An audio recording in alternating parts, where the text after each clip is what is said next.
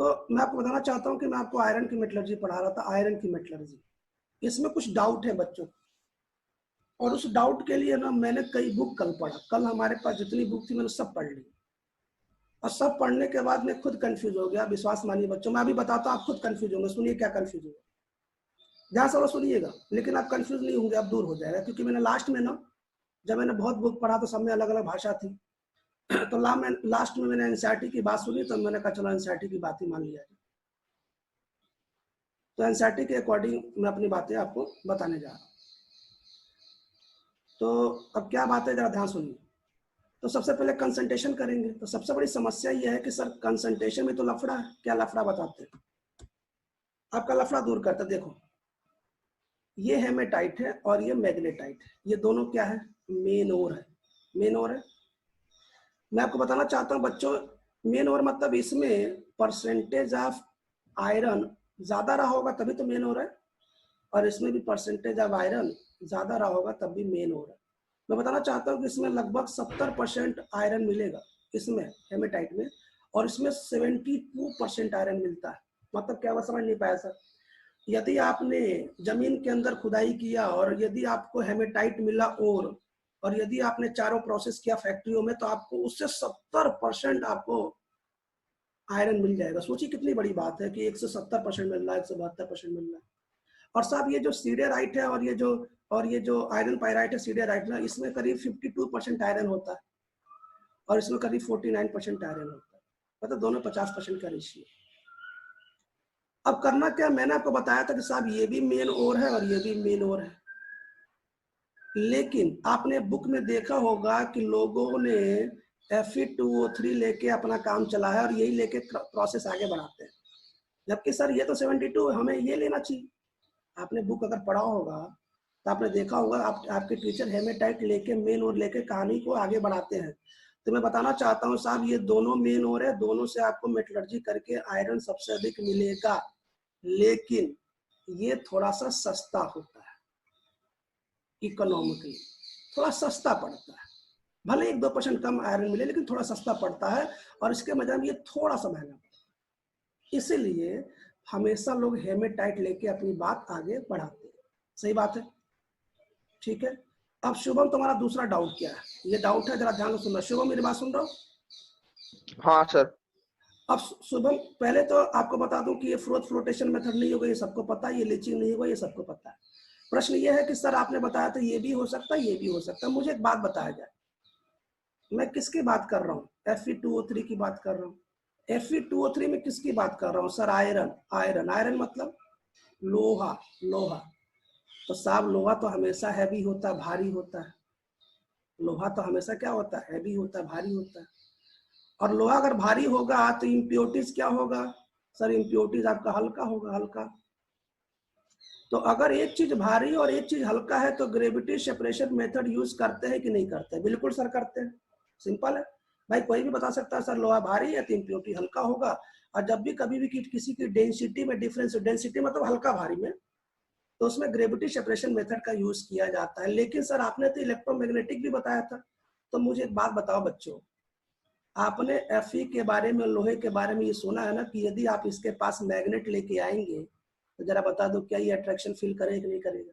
करेगा ना? करेगा सर। इसका मतलब Fe2O3 में जो ये और है, ये मैग्नेटिक नेचर का है, और इसमें इम्प्योरिटी नॉन मैग्नेटिक नेचर की। इसका मतलब ये भी प्रोसेस यूज कर सकते हैं, बिल्कुल कर सकते हैं। समझ नहीं पाया? समझ गए ना? तो कंसंट्रेशन ऑफ ओर में हम दोनों मेथड यूज कर सकते हैं, कोई दिक्कत नहीं। लेकिन चूंकि एनसीईआरटी में ये बातें लिखी गई है, यदि आप ग्रेविटी सेपरेशन मेथड एनसीईआरटी में पढ़ेंगे ना, तो उसमें एग्जांपल में लिखा गया है, एग्जांपल में, कि आयरन के ओर को लेके हम ये काम शुरू करते हैं। आयरन का एक और एक भारी होता है, एक हल्का होता है। सर ये क्यों नहीं करते? वही प्रोसेस कि जो चीज हमारे लिए सस्ता हो, कम खर्चा हो, जिससे अधिक से अधिक मेटल निकले, हम वही प्रोसेस यूज करेंगे। लेकिन साहब इन दोनों भी यूज कर सकते हैं, दोनों में कोई खराबी नहीं है। क्यों? क्योंकि लोहा का ऐसा गुण है कि वो हल्का और भारी होता है, और लोहा का ऐसा गुण है कि वो मैग्नेटिक नेचर का भी होता है। इसलिए, लेकिन हम फॉलो क्या करेंगे?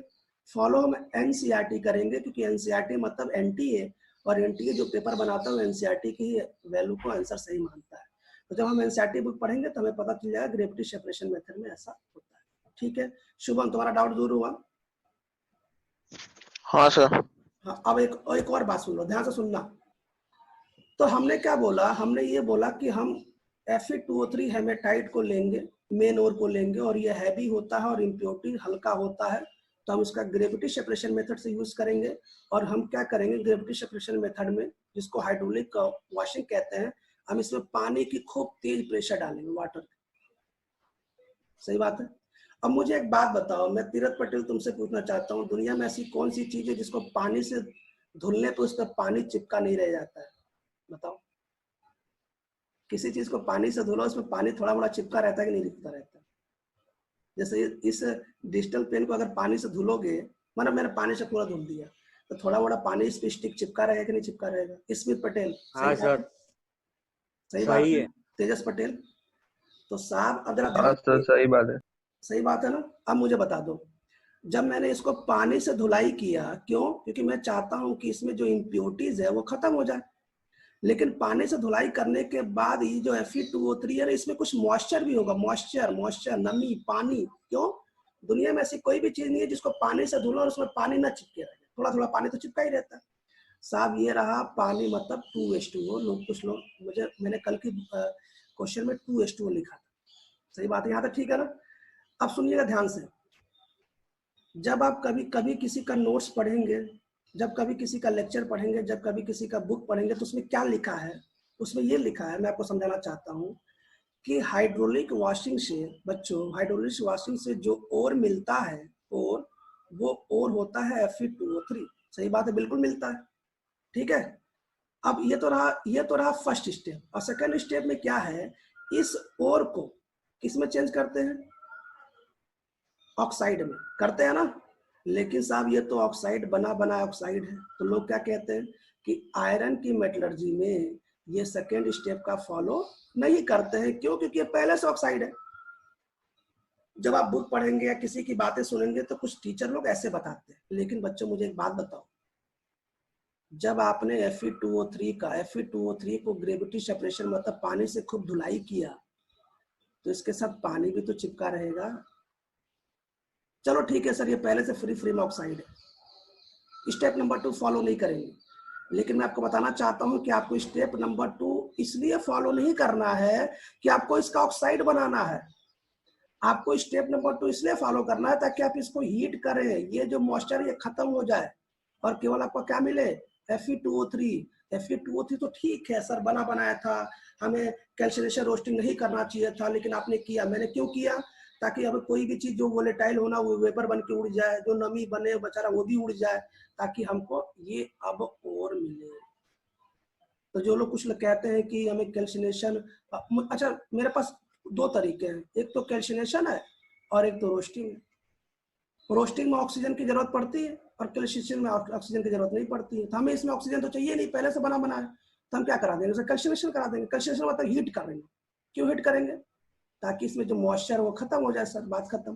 तो ध्यान सुनिएगा, तो सबसे पहले ग्रेविटी सेपरेशन मेथड से कंसंट्रेशन करेंगे जिसमें पानी के कुछ मॉइस्चर होंगे, और उसके बाद कुछ लोग जो कहते हैं कि सर इसका कैल्सिनेशन या रोस्टिंग करने की जरूरत नहीं है क्योंकि ये पहले से ऑक्साइड बना बना है। लेकिन मैं आपसे बताना चाहता हूं कि जब भी किसी चीज को पानी से धुलाई करते हैं बच्चों, तो उसमें कुछ ना कुछ पानी जरूर होता है, और उससे बचने के लिए इसमें कुछ ना कुछ पानी जरूर होता है। इससे बचने के लिए हम कैल्सिनेशन कर रहे हैं। कैल्सिनेशन केवल इसलिए कर रहे हैं ना ताकि ये पानी खत्म हो जाए, बाकी ऑक्साइड तो बना बनाया, देखो ऑक्साइड बना बना। भाई स्टेप नंबर 2 यही तो है, जो आपने प्योर ओर लिया है उसको ऑक्साइड में बदलो। लेकिन सर ये तो पहले से बना बना ऑक्साइड है, तो फिर क्यों बदलो? साहब इसलिए बदलो कि ये जो पानी से धुलाई करके जो मॉइस्चर उसमें खत्म कर, बात खत्म। तो ये रहा कैल्सिनेशन इसलिए हमने कराया है। तो स्टेप नंबर 2 भी फॉलो करेंगे, ठीक है। अब स्टेप नंबर 3 क्या? रिडक्शन है, कार्बन से स्मेल्टिंग है, ये सब कहानी है, और कोक है, जो भी हो। अब एक बात और मैं बताना चाहता हूँ, ध्यान सुनिए। कल की बात में मैं एक बात नहीं बता पाया था, ध्यान सुनिए। अगर आपको याद हो तो मैंने बोला कि सबसे ऊपर से हम चार्ज मिलाते हैं। सब लोग ध्यान सुनना, क्या मिलाते हैं? चार्ज। चार्ज मतलब क्या है भैया? चार्ज मतलब सर पहले आप वो ले लिए Fe2O3 Fe2O3 और C कोक क्यों? क्योंकि स्मेल्टिंग करा रहे हैं, और CaCO3 तो ये तो पता और है, एक ये भी पता सर है, रेत में रह गई, हाँ? एक सर SiO2 रह गया। नहीं पहले बात तो सुनो, वही तो बताने वाला हूँ आज। वही वही बताने वाला हूँ जो दिक्कत है, ध्यान सुनो सब लोग, ध्यान सुनिएगा। मैं कल एक छोटी सी बात मैं कल भूल गया था। तो सबसे पहले ये प्रोसेस स्टार्ट होता है, फिर यहाँ से सीओ बनता है, फिर रिडक्शन होता है, ये प्रोसेस है वो प्रोसेस। मैं बात कर रहा हूँ स्लैग फॉर्मेशन की बात कर रहा हूँ। ये क्या है सर, ये कौन सी वाला, ध्यान से सुनना।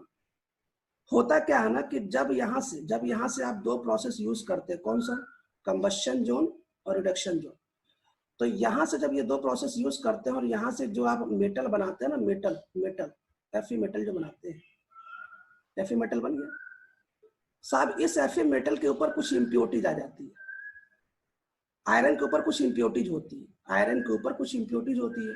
और वो जो इम्प्योरिटीज होती है वो सिलिका की होती है, SiO2 की इम्प्योरिटीज होती है। ये सुनिए, ये मैं कल बताना आपको भूल गया था। जब आप, मैंने आपको क्या बताया, आप कुछ भी चीज बनाएंगे, कंबशन कराएंगे, कुछ भी करेंगे, आप बनाने के बाद होता क्या ना, कुछ इनफिजिबल मास का कोई चीज इम्प्योरिटीज बचा रह जाता है, ये रहा। और ये किसका होता है, ये सिलिका का होता है, SiO2 जो किस नेचर का है, एसिडिक नेचर का है। और ये क्या है साहब, इम्प्योरिटीज। सही बात है। अब क्या करो, अब आप स्लैग फॉर्मेशन वाला काम करो। क्यों, क्योंकि जैसे आपने कैल्शियम कार्बोनेट मिलाया है, नीचे से गर्म हवा का झोंका जाएगा, कंबशन होगा, अपने आप हीट बढ़ेगा, टेम्परेचर बढ़ेगा, और टेम्परेचर से ये टूटेगा, थर्मल डिकम्पोजिशन होगा, किसमें टूटेगा, Ca और CO2। ये तो गैस के फॉर्म में बाहर निकल जाएगा। और ये जो CO है इस तकलीफ को दूर कर देगा। कौन सी तकलीफ है सर, एसिडिक इम्प्योरिटी है, तो ये कौन सा फ्लक्स है, बेसिक है, तो ये मिलके आपका स्लैग बना लेगा। अब इसको सेपरेट कर लो। अगर ये मेटल थोड़ा मेल्ट भी नहीं है तो बाद में थोड़ा और लिक्विड कर दो। शुभम समझ में आया कि नहीं आया? आ गया सर, पक्का? पक्का सर। निशाक पटेल समझ में आ गया, स्मित पटेल पूरा समझ में आ गया? तो साहब कल की बातें में ये बातें मैं थोड़ा सा भूल गया था, याद रखिएगा। SiO2 एसिडिक इम्प्योरिटी होती है, तभी तो देखो ना, ये कंबशन कराया, कंबशन करा के CO बनाया, और ये इसका रिडक्शन कराया, कंबशन जोन, रिडक्शन जोन, है ना। और ये देखो स्लैग फॉर्मेशन जोन। अब स्लैग फॉर्मेशन जोन पे हमसे क्या मिलेगा, Fe मिलेगा। अगर ये थोड़ा सॉलिड भी है, थोड़ा सा और मेल्ट कर दो, मेल्टिंग जोन, पूरा का पूरा Fe लिक्विड बन जाएगा। लेकिन साहब ये पिग आयरन है, पिग आयरन। अब इसमें स्क्रैप, इस देखो आज मैंने गूगल पे स्क्रैप का मीनिंग देखा, तो स्क्रैप मतलब होता है खराब लोहा, रद्दी लोहा, जो इसका कोई काम नहीं है। तो इसमें स्क्रैप आयरन मिला दो, दोबारा रीमेल्टिंग कर दो, तो कार्बन का परसेंट घट जाएगा, तो अच्छा लोहा बन जाएगा। फिर से आगे काम बढ़ाओ तो लास्ट में रॉट आयरन मिलेगा, जो हमारे लिए यूजफुल है। ठीक है, तो ये सबको क्लियर है क्या? मैं Fe की मेटलर्जी से अब आगे बढ़ूं? कोई डाउट किसी को? बोलो, किसी को? नीरो, शुभम, निशाक पटेल? नहीं सर। नहीं सर। अनवी पटेल, आपको समझ में आ रहा? हमारी बात सुन रही है क्या? हाँ सर। पक्का समझ में आ रहा ना? हाँ। कुछ आना बोल दीजिए। संध्या प्रजापति, आपको मेरी बात समझ में आ रही है? हाँ सर। ओके ठीक। तो मैंने आज जो बोला है उसके लिए आप मुझे पर्सनल SMS करके अपना राय दे दें, और विथ नेम देंगे, ताकि हमें पता चलना चाहिए कौन दे रहा, क्योंकि हमें किसी का नाम नहीं पता है। तो हम, अगर आप जैसे राय देंगे, आप चिंता ना करें कि सर हमने ये राय दे दिया, तो मैं कल की क्लास में बोलूंगा आपने ये राय क्यों दे दिया। आप जो राय देंगे मैं बताऊंगा कि साहब ये इस राय में इसका वोटिंग ज्यादा है। जैसे मान लो किसी ने बोला कि नहीं सर ऑर्गेनिक शुरू करना चाहिए, उसका वोटिंग ज्यादा आ गया, तो मैं बताऊंगा देखो कल की वोटिंग में ऑर्गेनिक केमिस्ट्री का बात आई है, इसलिए हम लोग इनऑर्गेनिक में एक लेशन कोऑर्डिनेशन कंपाउंड को छोड़ देते हैं और ऑर्गेनिक शुरू करेंगे। लेकिन मान लो कि किसी ने वोट किया, आप सभी में सभी करीब 60-65 बच्चों में, कि नहीं सर और पहले ही जो लेशन उसको खत्म कर दीजिए, फिर शुरू करिए, तो मैं फिर बताऊंगा नहीं नहीं ऐसा है। हम ऐसा नहीं कि आपको बोलेंगे क्या ऐसा किया, नहीं। हाँ, लेकिन बाद में आप कंप्लेन नहीं करना कि नहीं सर आपने ऐसा किया ऐसा किया। मैं आपसे पूछ के ही मैं बात कर रहा हूँ। चलिए ठीक है, देखते हैं भाई साहब। ये नोट, ये टेम्परेचर याद रखिएगा। Pig iron, cast iron, cast iron कैसे बनाते हैं? स्क्रैप आयरन मिलाकर रिमेल्ट कर देते हैं। रॉट आयरन सबसे इंपॉर्टेंट, सबसे। स्टील याद रखिएगा, लोहा और स्टील दोनों अलग अलग बात है। ये तो हम बनाते हैं ना, ये मैन मेड है। मैन मेड मतलब इंसान बनाता है, और लोहा तो आपको नेचुरल मिलता है। नेचुरल मतलब जैसे भी से खुदाई करने मिलता है। लास्ट पार्ट, कॉपर की मेटलर्जी। शुरू करते हैं साहब कॉपर की मेटलर्जी। देखिए कितना सिंपल है, आप ही बताएंगे, हमें बताने की जरूरत नहीं है। देखिएगा, चलिए सबसे पहला मेटलर्जी है कॉपर, मोस्ट इंपॉर्टेंट। कॉपर की मेटलर्जी, कॉपर पायराइट है, कॉपर ग्लांस है, कॉपर ऑक्साइड है, मेलेकाइट है। मेलेकाइट समझते हैं ना? मेलेकाइट में कॉपर कार्बोनेट है, कॉपर हाइड्रोक्साइड है। और इसी के अगर दो लगा देंगे तो क्या हो जाएगा? एजुराइट हो जाएगा। बताया था ना, सब आपको याद कराया था। भाई मेलेचाइट ये इंपॉर्टेंट है, एक बार मेलेचाइट फॉर्मूला आ चुका है, मेलेचाइट के आगे 2 लगा देंगे ना तो एज़ोराइट हो जाएगा, cuprite, copper glance, iron pyrite. अब इन पांचों में कोई एक ऐसा मेन और होगा जिससे कॉपर आपको ज्यादा मिले, होगा कि नहीं होगा भाई? इन पांचों में कोई ऐसा आपको मेन और होगा जिससे आपको ज्यादा मिले, सही बात है?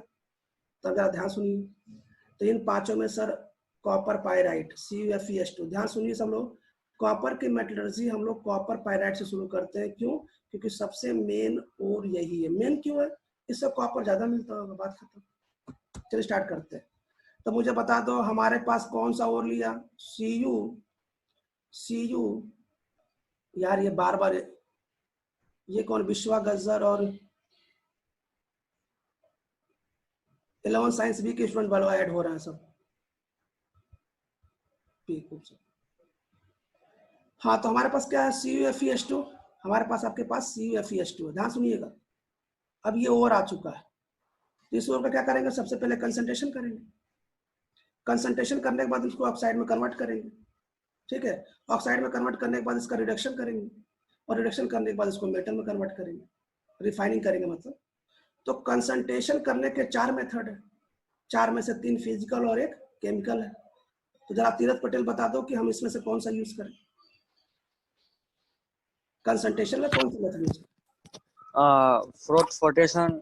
क्यों फ्लोटेशन मेथड यूज करते हैं? क्यों? क्योंकि सल्फाइड का और है, और बिल्कुल इसमें सल्फाइड और है, तो सल्फाइड और के लिए हम सबसे पहले इसमें फ्लोथ फ्लोटेशन मेथड यूज करेंगे, फ्लोथ फ्लोटेशन मेथड यूज करेंगे। चलो सर ये बात खत्म आ गई, ठीक है, बढ़िया। फ्लोथ फ्लोटेशन मेथड यूज हो गया। अब फ्लोथ फ्लोटेशन मतलब जब यूज होगा तो हमारे पास और बनेगा कौन सा? CuFeS2। अब एक एक करके देखते हैं। तो हमारे पास ये 4 है, ग्रेविटी सेपरेशन मेथड का यूज नहीं करेंगे, इलेक्ट्रोमैग्नेटिक का यूज नहीं करेंगे, लीचिंग का यूज नहीं करेंगे, फ्लोथ फ्लोटेशन मेथड का यूज करेंगे। क्यों? क्योंकि ये सल्फाइड हो रहा है, काम खत्म। अब जरा दूसरा देखिएगा, दूसरा क्या है? कंसंट्रेशन ऑफ ओर को ऑक्साइड में कन्वर्ट करना। और ऑक्साइड में कन्वर्ट करने के लिए 2 ही चीज बता रखा हूं, या तो कैल्सिनेशन या तो रोस्टिंग। रोस्टिंग देखो, रोस्टिंग मतलब एस देखो, इसमें पहले रोस्टिंग की स्पेलिंग में ऐसा आ रहा है कि नहीं आ रहा है? एस मतलब सल्फाइड और, एस मतलब सल्फाइड और, एस मतलब सल्फाइड और। रुको पहले इन लोग को ऐड करके इनको बताते हैं, रुको इन लोग को हम ऐड करके बताते हैं।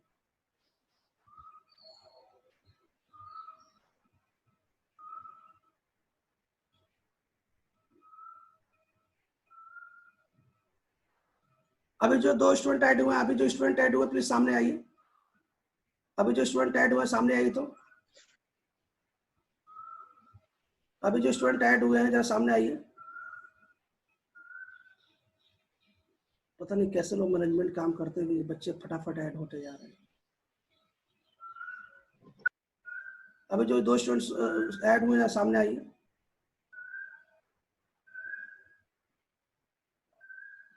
विश्वा गज्जर, हेलो विश्वा Gajjar.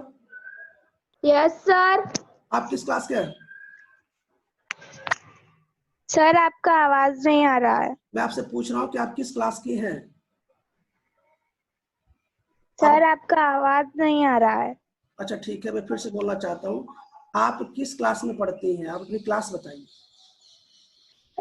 Yes sir, just wait, मैं अभी लिख देती हूँ। हाँ फाल्गुनी, आप किस क्लास में हैं? आप बताइए। 11B। तो आपको क्लास का टाइम टेबल पता है? टाइम टेबल का बताएगा आपको? हाँ। कितने बजे से क्लास है? 7। चलिए ठीक है, 7 टाइम पता, बहुत अच्छी बात है। किस टीचर की क्लास है? आशुतोष सर की। मेरी क्लास है? मेरी क्लास है? किसने बताया आपको? टाइम टेबल में लिखा। टाइम टेबल में लिखा है? क्या बात कर रही है? मेरा नाम लिखा है? जरा एक बार ध्यान से देख लीजिए साहब, एक बार हाँ मैं देख लूँ। एक बार देख लीजिए, क्योंकि आपकी क्लास 10 बजे चालू होगी। जितने भी 11th क्लास के स्टूडेंट इसमें जुड़े हुए हैं, जितने भी 11th क्लास के स्टूडेंट जुड़े हुए हैं, सबकी क्लास 10 बजे से है। नीट और जेई की क्लास 10 बजे से है साहब। अगर आप वो टाइम टेबल देखते होंगे तो बोर्ड का टाइम टेबल है, कृपया आप खुद लीव करके चले जाइए। आपकी क्लासेस 10 बजे से चालू होती है, इसमें 12th का क्लास चलता है। कृपया आप क्लास छोड़िए, जो लोग भी 11th क्लास के स्टूडेंट है क्लास आप छोड़ के चले जाएं और 10 बजे से क्लास चालू है। रिद्धि, रिद्धि प्रजापति आप कौन है, जरा सामने आइए। रिद्धि कौन है? रिद्धि, रिद्धि प्रजापति सामने आइए। हेलो, मेरी आवाज रिद्धि प्रजापति के पास जा रही है क्या? हेलो। डांगर जय, डांगर जय कौन है, अपनी क्लास का है क्या? डांगर जय सामने आओ। रिद्धि प्रजापति सामने आइए। हाँ तो अपने क्लास का, ओके ठीक है। रिद्धि प्रजापति सामने आइए। रिद्धि, क्या आपको मेरी आवाज जा रही है? हेलो, आवाज जा रही है क्या? यार मैं समझ नहीं पा रहा हूँ ये क्लास।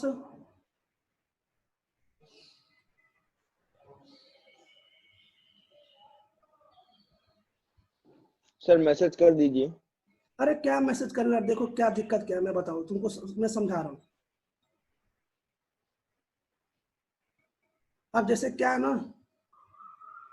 अब देखो हम तुमको बताते हैं दिक्कत क्या है ना। शुभम, जैसे मान लो कि हमारे पास हमारा कोई काम है ना, तो मैं आपको 10 बजे 10 बार बताऊंगा, ग्रुप में लिख के बताऊंगा, क्लास में 10 बार चिल्ला के बताऊंगा कि साहब ऐसा है ऐसा है और ऐसा है करना। लेकिन बाकी बाकी लोग करते हैं पता क्या, तुमको समझना है तो समझो, नहीं समझना है तो मत समझो, क्योंकि उनको तकलीफ तो है नहीं, वो तकलीफ दूसरों को करेंगे। अगर यही मैनेजमेंट जो सुबह जिसकी क्लास होती है वो 10 बार बताता कि सुबह बोर्ड की क्लासेस है, कृपया बोर्ड की क्लास में ही जुड़ा करें, मैं तो डेली परेशान हो जाता हूँ। कम से कम 10 तो डेली जुड़ जाते हैं। 10 तो अब हम समझ नहीं पाते कि उनको कौन बताता है कि मेरी क्लास से फट से जुड़ जाते हैं। और कुछ क्लास में तो बोर्ड के बच्चे जुड़ गए, जीएसबी बोर्ड के बच्चे जुड़ गए। मैं पढ़ा रहा था उसमें जीएसबी बोर्ड का बच्चा जुड़ गया। मैंने पूछा भाई तू कौन है? बोला सर मैंने सुना आपकी क्लास चल रही है। मैंने कहा भंडारा बट रहा है क्या? अबे जब देखा क्लास चल रही है आगे बट प्रसाद लेने लगा। अबे है कौन ये तो बता। उसने बोला कि सर मैं जीएसबी बोर्ड का स्टूडेंट हूँ। मैंने कहा तुझे मैंने कभी जीएसबी बोर्ड में पढ़ा है? तूने सुना है कभी आशुतोष पांडे सर ने जीएसबी बोर्ड में पढ़ा है? तो सर लिंक मिला। मैंने कहा तुझे लिंक मिला तो क्या चढ़ जाएगा जहां मन कहता है? अब एक बार देख लिया कर। अब सुन, मैं कभी जीएसबी बोर्ड में क्लास नहीं लेता हूँ, कभी भी ध्यान से सुन, जीएसबी बोर्ड की क्लासेस चलती नहीं, और कभी भी जब मन का तब चढ़ मत जाएगा। टाइमिंग 10 बजे, 10 बजे के बाद आएगा। अब बताओ इसके लिए किसको क्या बोलेंगे? अब जैसे मान लीजिए आपकी क्लासेस है ना, तो मैं एक दिन पहले बताऊंगा, सुबह मॉर्निंग बता दूंगा, एसएमएस कर दूंगा, तो आप अलर्ट हो जाएंगे। लेकिन आप देखिए साहब बाकी क्लास ग्रुप में कोई एसएमएस नहीं आता। बाकी ग्रुप में एक टाइम टेबल भेज दिया जाता है, वो टाइम टेबल तो खुद टीचर को समझ में नहीं आता, बच्चे क्या समझेंगे पहली बात। और उसके बाद कोई केयर नहीं, जिसको जहां मन करे जहां जुड़ना है जुड़ो, जिसको पढ़ना है पढ़ो, कोई फर्क नहीं पड़ता। इससे दिक्कत हम लोग हो जाती है यार, हम लोग को दिक्कत हो जाती है। चलिए कोई बात नहीं, काम शुरू करता है, थोड़ा सा समय नहीं है। पर लेकिन उनके पास लिंक जाती कहाँ से है? अरे शेयर कर देते हैं ना। तो पता नहीं कि आपकी 12th बी में एक दो बच्चे ऐसे कलाकार हैं। तुम्हें अभी कुछ दिन पहले बायो सर ने एक बच्चे को डांटा था, पता है ना? अभी नहीं मेरे को लगभग नहीं। 1 हफ्ते पहले बायो सर ने एक बच्चे को डांटा था। उसने क्या किया ना, एक नया बच्चा था, उसको लिंक शेयर कर दिया और वो बच्चा जुड़ा। तो बायो सर ने पूछा कि भैया तू नया कौन है, तुझे आया कहाँ से? उसने बोला सर आज एडमिशन लिया हूँ। तो साहब तू ग्रुप में है क्या? उसने बोला नहीं सर। तो तुझे लिंक कहाँ से मिला? तो उसने एक बच्चे का नाम लिया, सर इसने मुझे लिंक भेज दिया। उसने बोला कि काम कर, पहले तू निकल जा, मैं उस बच्चे से बात करता हूँ। तो उस बच्चे से पूछे कि साहब ये तूने लिंक क्यों भेजा? उसने बोला कि सर ये बच्चा है, इसका पढ़ाई नुकसान हो रहा था। सर ने पूछा कि तू ठेका लेके बैठा है सबका, तू अपना काम कर, किसका नुकसान हो रहा बताओ। ऐसे ऐसे कलाकार बैठे क्लास में, क्या करो? तो ऐसे ऐसे बैठे सही हैं, है जिसको सर। लिंक भेज देता है सब, है ना। खैर कोई बात नहीं। अब जरा दूसरा क्वेश्चन सुनिए। दूसरा क्वेश्चन ये है, रोस्टिंग रोस्टिंग में बीच में ऐसा आता है कि नहीं आता है? रोस्टिंग की स्पेलिंग में बीच में ऐसा आता है? बिल्कुल सर आता है। रोस्टिंग की स्पेलिंग बीच में ऐसा आता है, इसका मतलब इसका राहुल, हाँ राहुल बताओ। राहुल कुछ पूछना चाहता है? हाँ राहुल के लिए नहीं सर गलती से हो गया। हाँ नहीं कोई बात नहीं, मजे ले ले बीच बीच में, अच्छा भी तो लगना चाहिए ना, ऐसे बैठे बैठे बोर हो रहा नहीं हो। सर मस्ती नहीं कर रहा था, गलती से हो गया। अरे ठीक है साहब कोई बात नहीं। राहुल मैं तेरे लिए एक सूचना ये भेजा हुआ ना, कि जैसे तेरा हो सकता है कुछ टॉपिक छूट गया हो, तो साहब अब क्या है ना कि पहले सिचुएशन नहीं रहा ना, टॉपिक छूट गया तो मैं रिवाइज कर पाऊंगा, क्योंकि बड़ी संघर्ष से तुम्हें पढ़ा पा रहा हूँ। तो रिवाइज पॉसिबल नहीं है राहुल, अपने किसी दोस्त से संपर्क कर लेना, तुझे वो मेटलर्जी समझा देगा, मैं दोबारा नहीं पढ़ा पाऊंगा। ठीक है राहुल, चलो बात करते हैं। तो रोस्टिंग की स्पेलिंग में ऐसा आता है, एस मतलब सल्फाइड और सल्फाइड और उसके पहले ऑक्सीजन भी आता है। सर यहाँ भी ऑक्सीजन नहीं है, इसके पहले ऑक्सीजन आता है। सल्फाइड और में किसी भी चीज का, पहले म्यूट कर लो भैया। तो सल्फाइड और में किसी भी चीज का भरत सिंह, जडेजा भरत सिंह, म्यूट कर लो। एक से एक दूर पड़े हुए देश में ले म्यूट कर। सो गया क्या ऑन करके?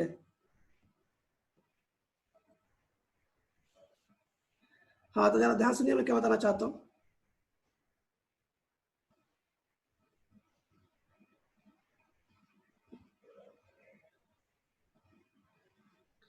तो मैं आपको ये बताना चाहता हूँ बच्चों ना कि जैसे मान लो कि कभी आप कभी भूल जाए तो सल्फाइड रोस्टिंग की स्पेलिंग में ऐसा आता है, इस मतलब सल्फाइड और सल्फाइड और हमेशा एयर की प्रेजेंस में होता है, ठीक है। और याद करो मैंने ब्लिस्टर कॉपर बताया था, ब्लिस्टर कॉपर मैंने एक बात बताई थी, ध्यान सुनिएगा। मैंने क्या बताया था, कुछ इंपॉर्टेंट बात सुनिए। मैंने बोला था बच्चों जब आप CuFeS2 लेते हैं ना तो ये वास्तव में दो पार्ट में होता है, एक कॉपर वाला सल्फाइड और एक आयरन का सल्फाइड। Cu2S कॉपर +1 में यहाँ है और यहाँ पे Fe+2 में है FeS होता है। अब बच्चों ना ये जरा ध्यान से सुनना, ये आपके करीब 95 से 98% होता है, मतलब कॉपर सल्फेट सबसे ज्यादा होता है, ये मात्र 2% इम्प्योरिटीज होती है, मतलब इसी के आसपास रेशियो 2 से 3 भी हो सकता है। और ये जो प्रोसेस है ना बच्चों इसी को कॉपर मेट कहते हैं, कॉपर मेट मैंने कल बताया था, सही बात है। और ये आपका इम्प्योरिटीज है, ये आपका इम्प्योरिटीज फ्री में पहले से मिला और ये प्योर है। और इसको एयर की प्रेजेंस में हीट करना, इसका मतलब अगर आप इसको हीट करेंगे तो ये तो ऐसा नहीं है कि सर ये हीट नहीं होगा, अगर आप इसको हीट करेंगे तो ये दोनों हीट होगा और दोनों हीट करके ऑक्साइड में बदल जाएगा, सही है। और इस ऑक्साइड से तो हम कॉपर बनाएंगे, ब्लिस्टर कॉपर।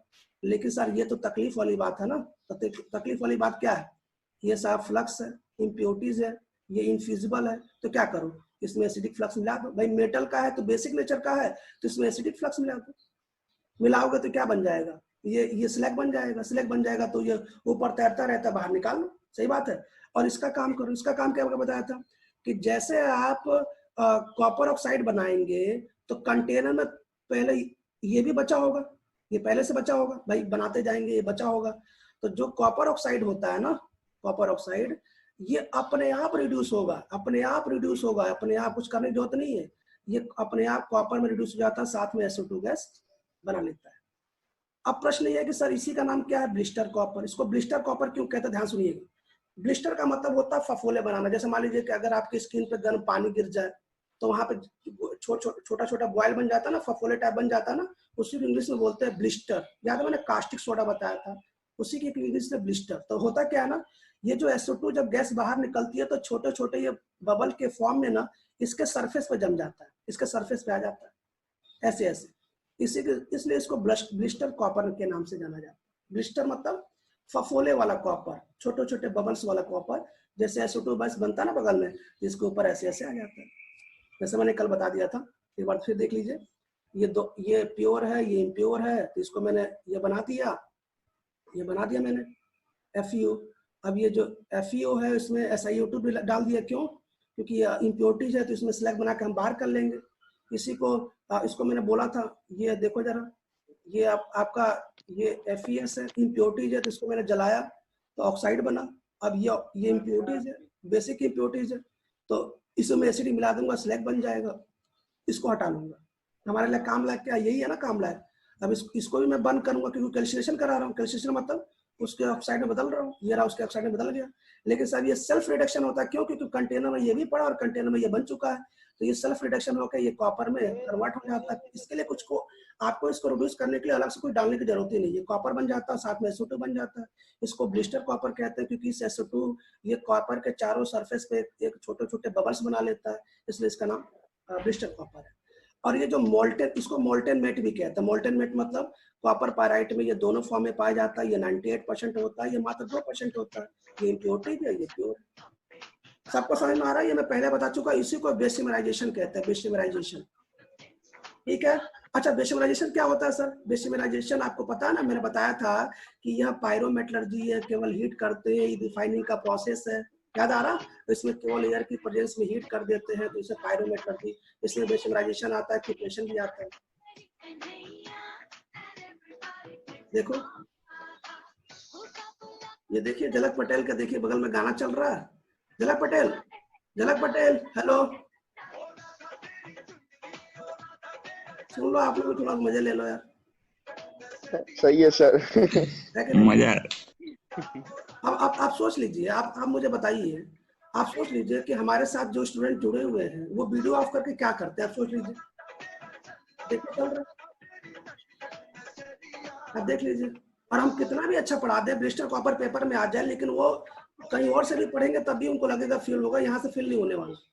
देखिए चल रहा है भाई। जो स्टूडेंट बैठ के पढ़ रहा होगा, जो लेक्चर सुन रहा होगा, बगल में गाना सुन सकता है क्या? नहीं सुन सकता है। लेकिन देख लीजिए क्या बताया।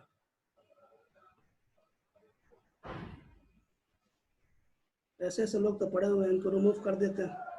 अब इनसे हम बाद में बात करेंगे। चलिए, तो ये मैंने बता दिया। मोल्टेन मिट याद रखिए, मोल्टेन मिट किसे कहते हैं, ब्लिस्टर कॉपर किसे कहते हैं, याद रखिएगा।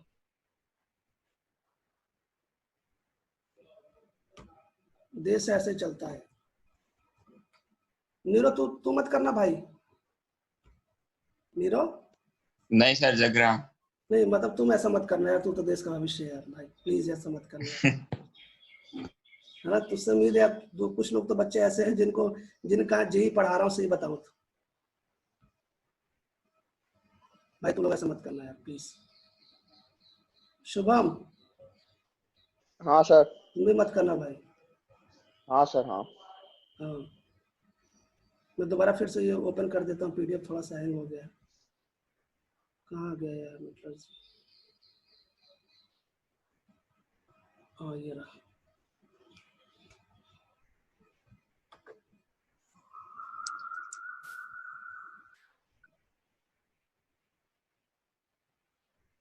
तो संसार ऐसे चले, जगत है, इसमें क्या है।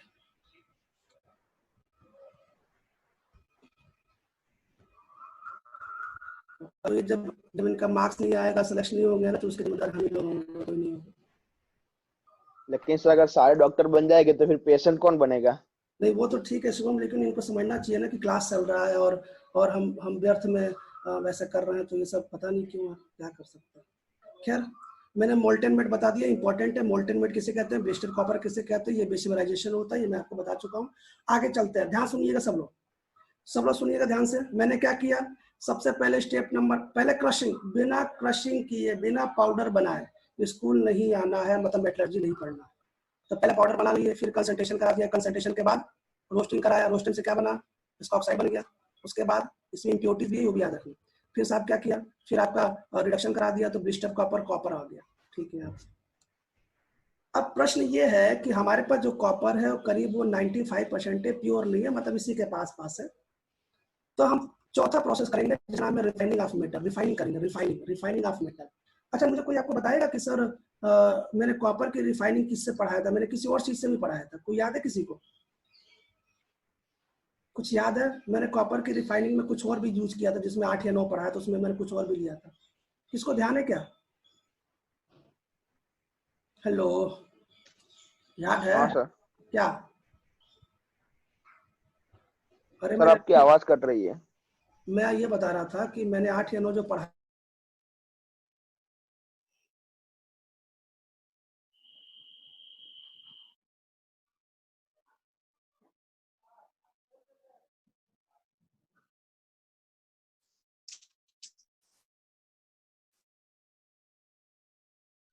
सर आपका माइक सर आप म्यूट हो गए।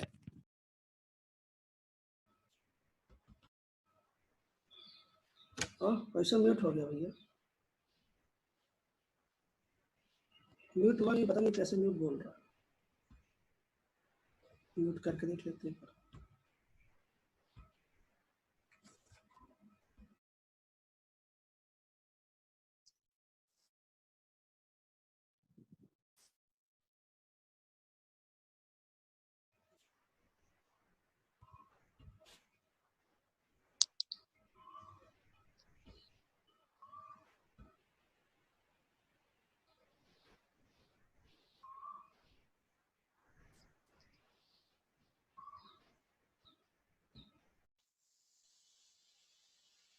चेक कर रहा हूँ।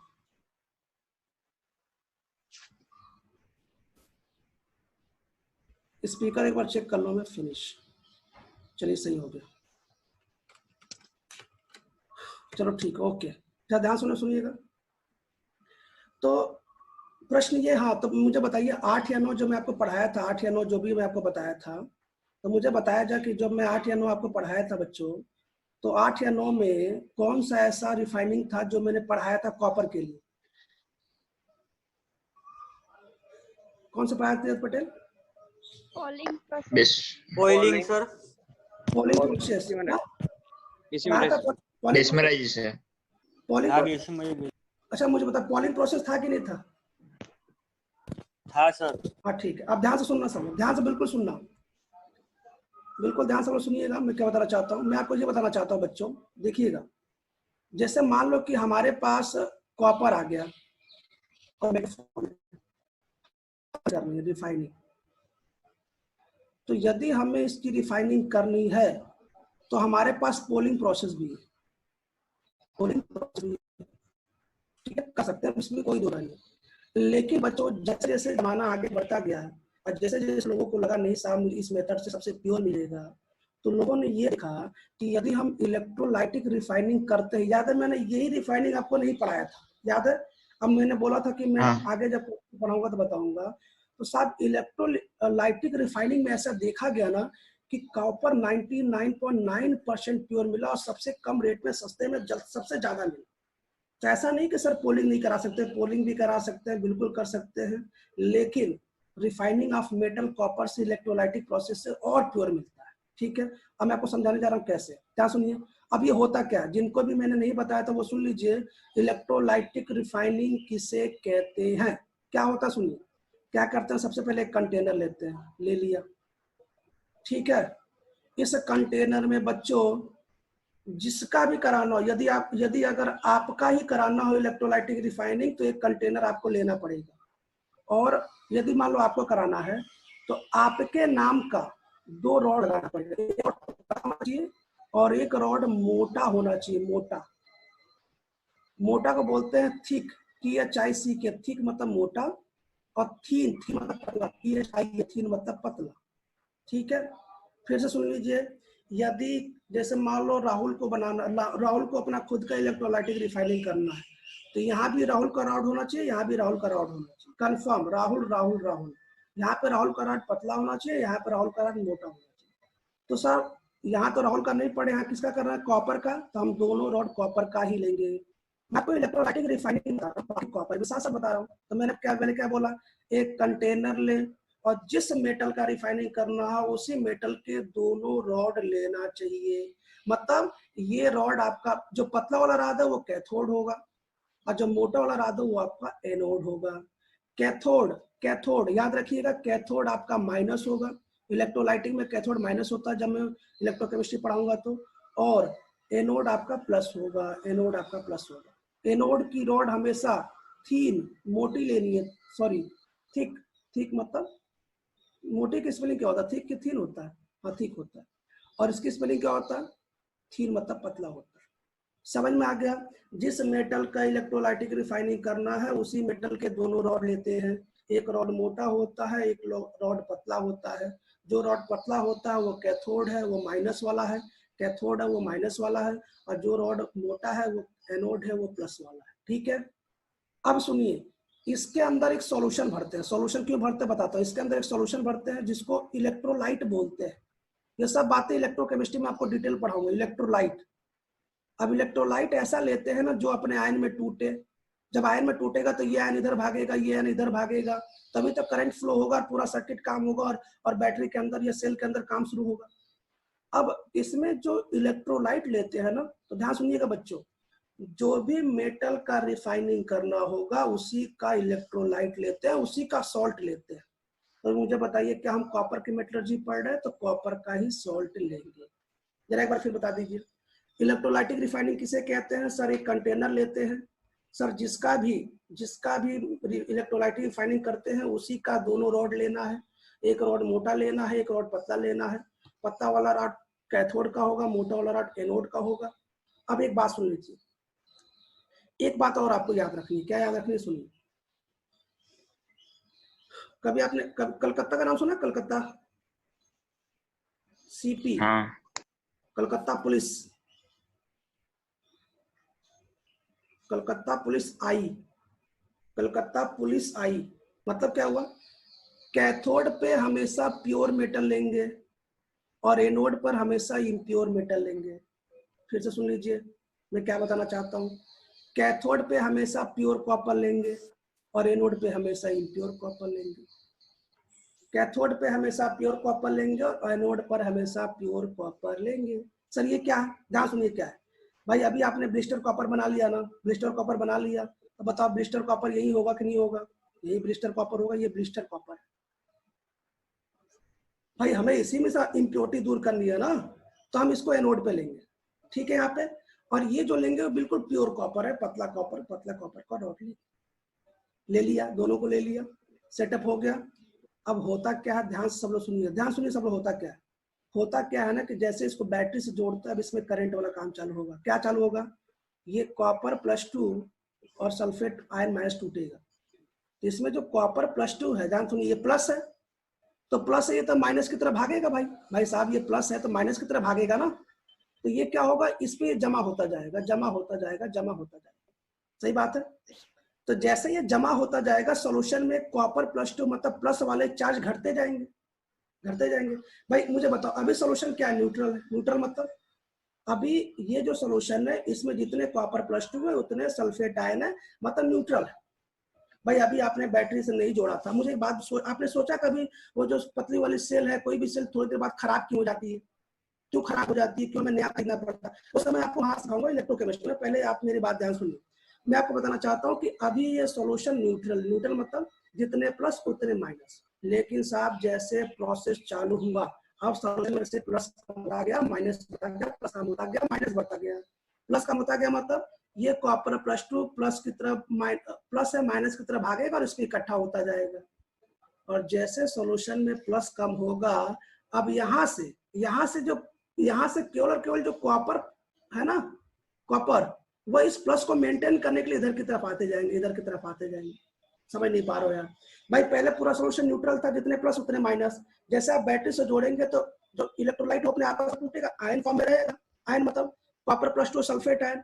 मैं सल्फेट आयन की बात इसलिए नहीं कर रहा हूँ कि मैं इसको इलेक्ट्रोकेमिस्ट्री में आपको बताऊंगा कि सर इसका क्या मामला है।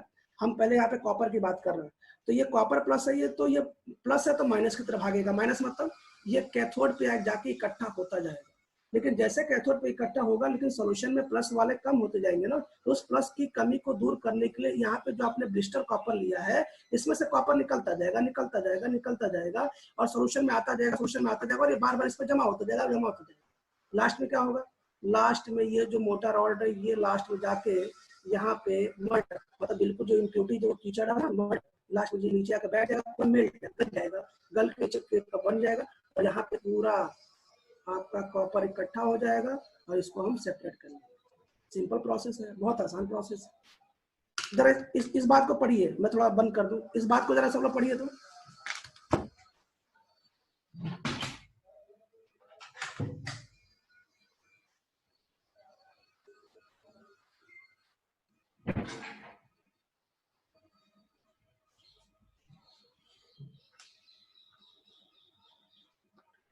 जरा सब इस बात को पढ़िए, जरा सब लोग।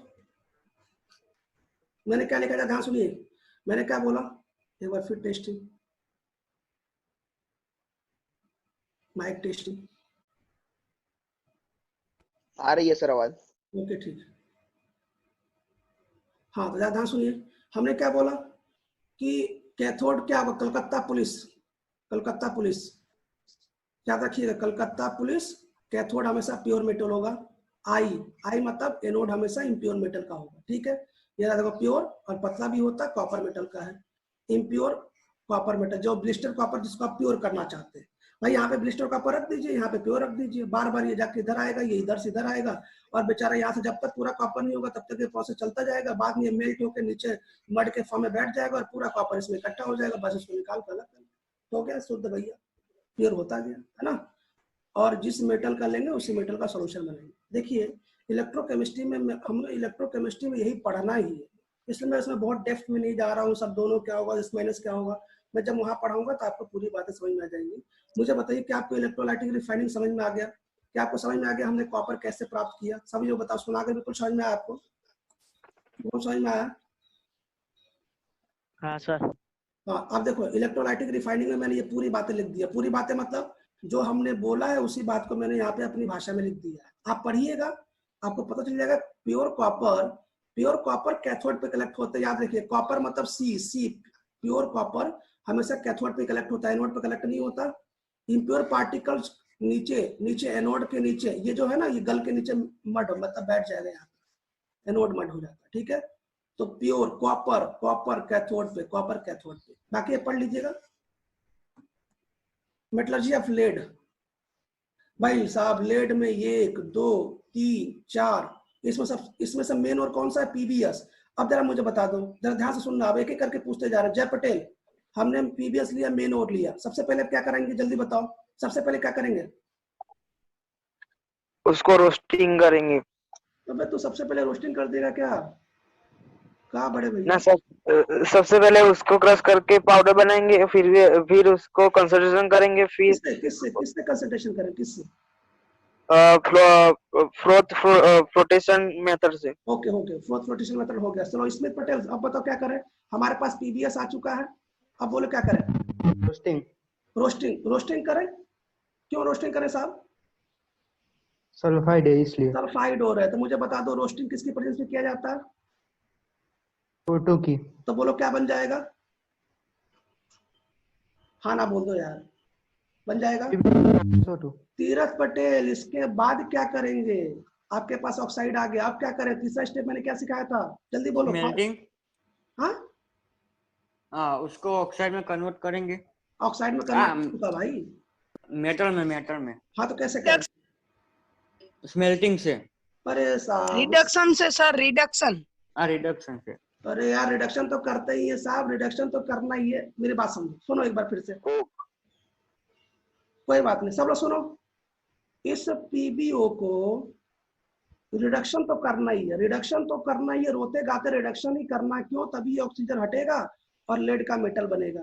लेकिन बात यह है कि सर रिडक्शन कैसे करना, क्योंकि रिडक्शन का बहुत प्रोसेस है। क्या है सर? कोक मिला देंगे तो स्मेल्टिंग बोलते हैं। सर केवल हीट कर देंगे तब भी होता है। सर इसमें इलेक्ट्रोलाइटिक जो ऊपर वाला है उसको भी होता है। तो साहब मुझे एक बात बताओ, क्या ये सीरीज में नीचे की तरफ है? क्या ये सीरीज में नीचे की तरफ है? ये कहाँ पे है? हाँ। तो केवल हीट कर दो तभी तो काम निकल जाएगा। तो कुल मिलाकर हम, सॉरी मुझे तीसरे स्टेप में क्या करना, पहले भी देखते हैं, मैं तीसरे स्टेप में भी कंफर्म हो जाता हूँ। तीसरे स्टेप में क्या करना है? इसको मेटल बदल देना, बन गया। और चौथे स्टेप में क्या करना है? रिफाइनिंग। अब हमको कोई बताएगा रिफाइनिंग किससे करते हैं? लेड का रिफाइनिंग किसे करते हैं? सुनो प्रभु, बिस्मिल्लाह। ये क्या है? इसका लिक्वेशन होगा। अब बोलो मेटलर्जी सिंपल है कि नहीं सिंपल है? आसान है कि नहीं मेटलर्जी? चलो काम से बात सर। सबसे पहले फोर्थ फ्लोटेशन काम हो गया सर। कैल्सिनेशन नहीं कराएंगे सर, रोस्टिंग करा देंगे। रोस्टिंग करा दिया सर, रोस्टिंग करा दिया। क्यों? ये जरा देखो, जरा सब लोग ध्यान सुनना, ये पीबीएस है। ये एक बात और सुन लो, एक बात बता दूं सर, ये 2 रिएक्शन क्या लिखा हुआ, ये क्या है सर? मैं समझाता हूँ। होता क्या है ना कि बच्चों जब हम पीबीएस की रिएक्शन O2 से कराते हैं ना, मतलब रोस्टिंग कराते हैं ना, तो ये कंपाउंड पीबीओ भी बना सकता है और PbSO4 भी बना सकता है। लेकिन आपको चिंता करने की जरूरत नहीं है। क्यों नहीं चिंता करने की जरूरत है? अगर ये बन गया तब भी ठीक है, अगर ये बन गया तब भी ठीक है। क्या कि आगे तुरंत ब्रेक होके ये पीबीओ और हाफ ऑक्सीजन और SO2 में फिर टूट जाता है। कुल मिलाकर तो ये मिलना, समझ नहीं पाया है। जब कभी लेड सल्फेट का रोस्टिंग कराते हैं तो ये और ये दोनों प्रोडक्ट मिल सकता है, चिंता नहीं करनी है। यदि आप ये भी लिखते हैं तब भी सही है, PbSO4 भी लिखते हैं तब भी सही है, क्योंकि PbSO4 दोबारा फिर से ब्रेक होके PbO SO2 और एक ऑक्सीजन में ब्रेक होता है। मतलब कुल मिला के काम इधर से पकड़ो या इधर से पकड़ो, बात बराबर है, चिंता नहीं करनी है। आप कुछ बुक्स में देखिए ऐसे लिखा होगा PbS + O2 ऐसे लिखा होगा। देखो मैं बताता हूँ, PbO या PbSO4 ऐसे लिखा हो गया, दोनों सही है, कोई दिक्कत नहीं। तो सर ये क्या है? सब ये बन गया तो ठीक है, आपको फ्री में SO2 लिख दीजिए। और ये बन गया तो क्या होगा? कुछ नहीं, आप हीट कर रहे हैं ना, ये दोबारा टूट जाएगा, ये तुरंत टूटेगा। इसमें लो, ये टूट गया, ये लो 1 2 3 ऑक्सीजन और ये लो 4 ऑक्सीजन, हाफ O2 कर लो, हो गया, खत्म हुआ। ये उड़ गया, ये उड़ गया, ये बच गया, हो गया खत्म। समझ नहीं पाया स्मिथ पटेल? समझ नहीं पाया साहब? तो जब कभी लेड सल्फाइड का रोस्टिंग करते हैं ना साहब, तो ये भी बन सकता है, आपको कंफ्यूज नहीं होना। लेड सल्फेट भी बन सकता है, लेकिन वो थर्मली अनस्टेबल है, फटाक से टूट जाता है, वो लेड ऑक्साइड में टूटता है। चलो साहब खत्म हो गया। साहब स्मेल्टिंग, सॉरी मैं थोड़ा सा आपकी बात बिल्कुल सही है। लेड, लेड क्या इलेक्ट्रोकेमिकल सीरीज में बीच में आता है क्या? हेलो, इलेक्ट्रोकेमिकल सीरीज में बीच में आता है क्या? हाँ सर। ठीक है, स्मेल्टिंग कराएंगे। मैं सही था। हाँ बिल्कुल तुम सही थे, मैं गलती था, आई एम सॉरी, मिस्टेक हो गई मुझसे। अब तीसरा प्रोसेस क्या है? ये जो मेटल ऑक्साइड है उसको मेटल में कन्वर्ट करना किससे करेंगे? स्मेल्टिंग से करेंगे। स्मेल्टिंग क्या होता है साहब, ध्यान सुनिएगा, जब कभी पीबीएस को ऑक्सीडाइज करते हैं तो पीबी और पीबीएसओ4 बनता है, सही बात है। इसमें जब हम कोक ऐड करते हैं पीबीएस में, फर्नेस में, इसी को स्मेल्टिंग प्रोसेस कहते हैं। और जो लेड है, लेड, अब सुनिए ध्यान से, मैं बताता हूँ, सब ध्यान सुनिएगा। पूरी मेटलर्जी में दो चीज का सेल्फ रिडक्शन होता है। पूरी मेटलर्जी में दो ऐसे मेटलर्जी है जिनका सेल्फ रिडक्शन होता है। पहला कॉपर, दूसरा लेड। कॉपर में आपको कुछ नहीं करना साहब, कोई तकलीफ नहीं है, आप अपने आप इसकी कॉपर सल्फाइड है O2 से रिएक्शन कराइए, कॉपर ऑक्साइड बनेगा, ये दोबारा फिर से ये बर्तन में पहले से बचा है, ये सेल्फ रिड्यूस होकर ब्लिस्टर कॉपर बना लेगा।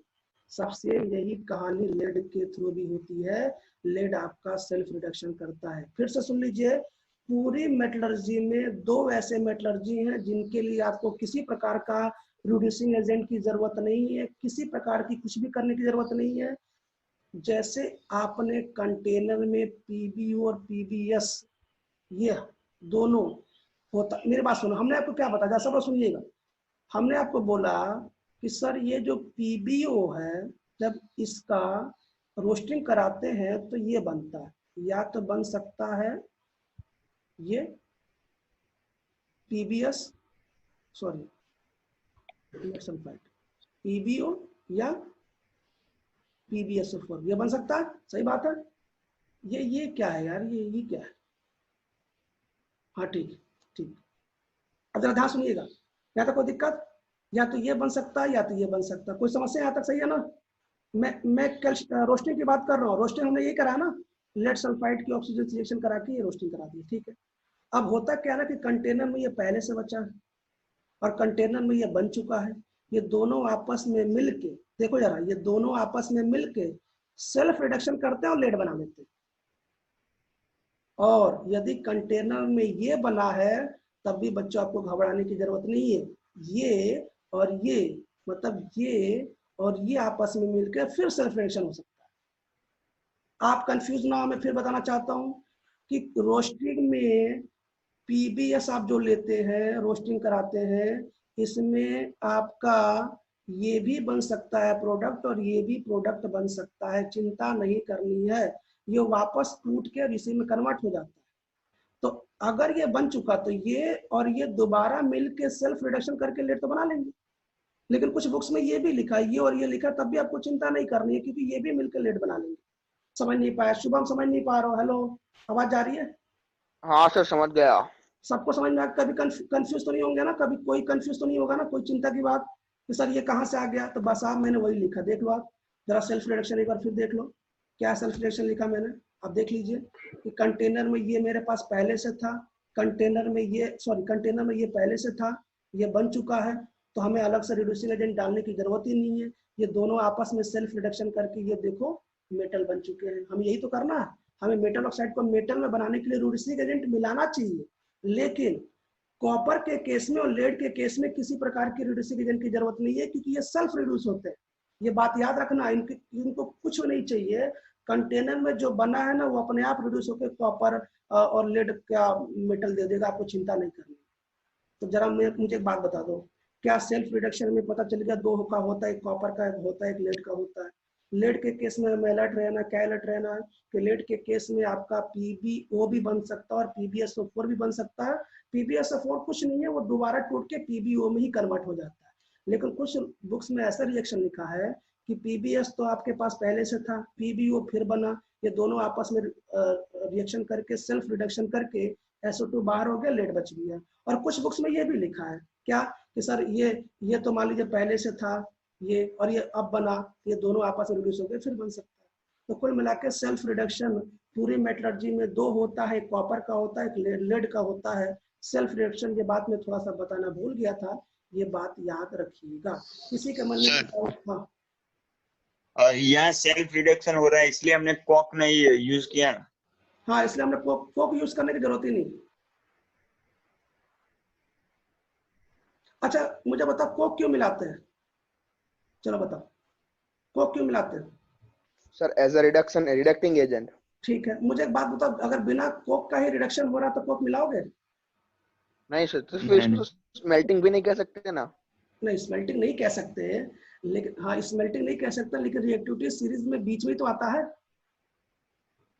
वो सही है सर। अच्छा अभी आप बिल्कुल निश्चिंत होइए, अभी आपके प्रश्न का जवाब आगे मिल जाता है।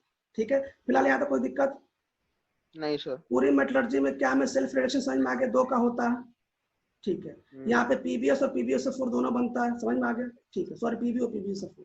आगे की बात करते हैं। रिफाइनिंग किसका? लेड का। अब मुझे एक बात बताओ, ध्यान से सुनना। देखो साहब, रिफाइनिंग ऑफ जो मेटल है ना, रिफाइनिंग ऑफ मेटल, इसका थोड़ा सा इंपॉर्टेंट क्या है, थोड़ा सा तकलीफ वाली बात है, आपको ध्यान रखना। जब हम लेड मेटल बनाते हैं ना स्टेप नंबर 3 से ना, तो इसमें इम्प्योरिटीज क्या क्या आती है, देखो कितनी ज्यादा इम्प्योरिटीज आती है, देख लो जरा। इसमें क्या क्या इम्प्योरिटीज होती है देखना। स्टेप नंबर 3 के बाद कॉपर की होती है, आयरन की होती है, टीन की होती है, आर्सेनिक की होती है, एसन की होती है, सॉरी एंटीमनी की होती है, बिस्मथ की होती है, सिल्वर की भी होती है। इतनी ज्यादा इम्प्योरिटीज है भाई। हम स्टेप नंबर 4 क्या कर रहे हैं कि इसमें जितनी इम्प्योरिटी सबको दूर कर दो, यही कर रहे हैं ना। लेकिन जब हम लेड की मेटलर्जी स्टेप नंबर 3 से बना लेते हैं ना, तो इसमें कॉपर, आयरन, एंटीमनी, आर्सेनिक और टीन, बिस्मथ, इन सभी की इम्प्योरिटीज होती है। अब हमें इनको दूर करना है, तो कैसे दूर करेंगे? हमारे पास 3 प्रोसेस है, सॉफ्टनिंग प्रोसेस, डीसिल्वराइजेशन और इलेक्ट्रोलाइटिक रिफाइनिंग। सर ये क्या है? अभी बताते, एक एक करके देखिएगा, ध्यान सुनिएगा। सॉफ्टनिंग प्रोसेस क्या है? सॉफ्टनिंग प्रोसेस तो कॉपर से लेके टीन तक की बात करता हूँ। पहले कॉपर से लेके टीन तक की बात करता हूँ, कॉपर से लेके टीन तक की बात करता हूँ, कॉपर से लेके टीन तक की बात कर रहा हूँ। इसमें सबके सब, लगभग सबके सब। तो होता क्या ना कि जब हम लेड की मेटलर्जी पढ़ते हैं, तो लेड की मेटलर्जी में लिक्वेशन भी से भी काम चल सकता है। लेकिन मैंने आपको बताया ना, आजकल इलेक्ट्रोलाइटिक रिफाइनिंग हो चुका है, जो सबसे ज्यादा प्योर मेटल प्रोवाइड करता है। तो आप गलती से, अगर यदि आप इंजीनियर हैं, तो गलती से सबसे पहले इलेक्ट्रोलाइटिक रिफाइनिंग मत करिएगा। सबसे पहले सॉफ्टनिंग प्रोसेस करिए। क्यों? सॉफ्टनिंग प्रोसेस से क्या होता है ना, यहाँ से लेके यहाँ तक सबके सब इम्प्योरिटीज दूर हो जाते हैं। कैसे दूर होता है सुनिए। Metal melt in the furnace और एयर हम पास करते हैं, और जैसे एयर पास करते हैं तो इसमें जो इम्प्योरिटीज हैं, ये वाली इम्प्योरिटीज हैं, वो एयर से रिएक्शन करके ऑक्साइड बनाते हैं। देखो ये ऑक्साइड बनाया कि नहीं ऑक्साइड बनाया भाई, यही तो इम्प्योरिटीज था। हमने एयर पास भी किया तो ये एयर से रिएक्शन करके ऑक्साइड बनाया, और ये ऑक्साइड वोलेटाइल होते हैं। वोलेटाइल मतलब जैसे ये डिजिटल पेन है, अगर इसको थोड़ा भी टेम्परेचर मिल जाए और ये वेपर बन जाए, तो बोलूंगा साहब ये डिजिटल पेन क्या है? वोलेटाइल है। वोलेटाइल मतलब इसकी वाष्प बन जाती है। तो साहब ये सब के सब इम्प्योरिटी दूर हो गई, और इसी प्रोसेस को सॉफ्टनिंग प्रोसेस कहते हैं। मतलब ये हुआ कि सिल्वर को छोड़कर जितने भी इम्प्योरिटीज हैं, वो सॉफ्टनिंग प्रोसेस से दूर करते हैं। कैसे दूर करते हैं? कुछ ना करो, वो अपने आप उसकी इम्प्योरिटीज एयर से रिएक्शन करके वोलेटाइल, ये वोलेटाइल ऑक्साइड है, सब के सब उड़ जाएगा, सब उड़ जाएगा और सब इम्प्योरिटी दूर हो जाएगा। तो मुझे एक बात बताओ, क्या यहाँ से लेके यहाँ तक, बिस्मथ भी सब कुछ है, क्या यहाँ से लेके यहाँ तक हमने सॉफ्टनिंग प्रोसेस से वोलेटाइल बना के सब उड़ा दिया? अब केवल क्या बचा? सिल्वर। अब सिल्वर को हटाना है, तो सिल्वर को हटाना है मतलब डीसिल्वराइजेशन। जब भी कभी किसी के आगे डी लग जाए, इसका मतलब होता है रिमूव करना, रिमूव करना। डी लग जाए, है ना, डी स्टूडेंट मतलब स्टूडेंट को रिमूव कर दो। डी कार्बोक्सिलेशन मतलब CO2 को रिमूव कर दो। डी, जब भी किसी का अगर DE लग जाए मतलब रिमूव करना है, मतलब अब आपको सिल्वर को रिमूव करना है, इसलिए इसका नाम क्या है? डीसिल्वराइजेशन ऑफ लेड। मतलब आप लेड की मेटलर्जी में अभी एक तकलीफ है, सिल्वर, उसको दूर करना है। कैसे करते सुनिए, बहुत सिंपल। देखिए कितना सिंपल प्रोसेस है। एक प्रोसेस समझ में आएगा, सॉफ्टनिंग। तो तुरंत का तुरंत याद रखिएगा, तुरंत का तुरंत इलेक्ट्रोलाइटिक रिफाइनिंग मत करिएगा। सबसे पहले थोड़ा सा वेट कर लीजिए, वोलेटाइल ऑक्साइड को दूर हो जाने दीजिए, सिल्वर को दूर होने दीजिए, उसके बाद अब लास्ट में जो प्रोसेस है इलेक्ट्रोलाइटिक रिफाइनिंग वो कर सकते हैं। अब साहब डी सिल्वराइजेशन के दो प्रोसेस है, याद रखिएगा। लेड से सिल्वर को रिमूव करने के लिए दो मेथड, एक है पार्क्स प्रोसेस और एक है पेटिंशन प्रोसेस। एक है पार्के प्रोसेस, पार्के प्रोसेस, एक है पेटिंशन प्रोसेस। फिर से सुनिए, सिल्वर की लेड की मेटलर्जी पढ़ रहे हैं, लेड की मेटलर्जी में सिल्वर का तकलीफ है, इसको दूर करना है। इसके लिए दो मेथड है, एक है पार्के मेथड और एक है पेटिंशन मेथड। ये होता क्या, सुनिए।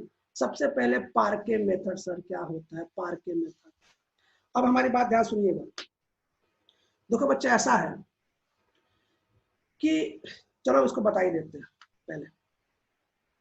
तो क्या करो, मान लो कि आपके पास ये मेटल है, सुनो, आपके पास ये लेड का मेटल है, ये आपके पास ये लेड का मेटल है।